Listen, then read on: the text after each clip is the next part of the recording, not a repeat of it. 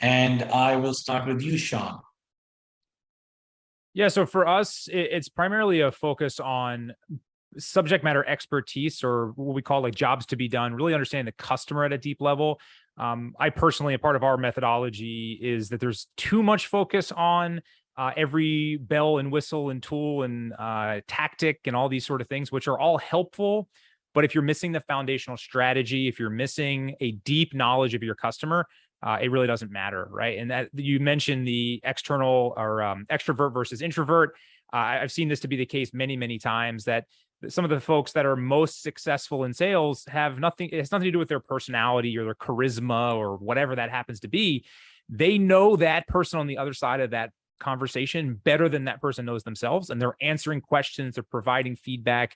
And so part of what I'm trying to do is unpack some of that knowledge to make our reps customer advocates first and salespeople second.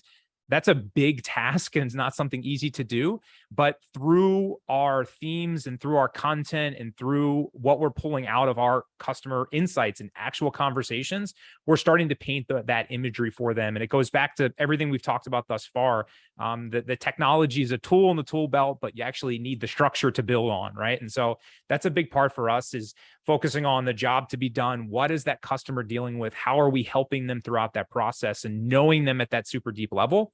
And then when it comes to actually empowering them, for us, we sell basically a frictionless tutorial tool, right? So we eat our own dog food here, and we try to make the knowledge and the access to training and continuous education frictionless for the sales rep. So it's really important for us. If I have a question or something comes up in real time, that's when it's most poignant for the rep to dive deeper. And sort of we empower them to sort of fulfill their own loop and do their own research and sharpen their own sword where they find is helpful. So we provide all the context, and we try to help them, and we guide from a coaching perspective, but we also let them take the reins and run, because the conversations they have with customers, we find to be the most important part. And we let that dictate a lot of where we feel they're most competent and where we need to fill in the gap.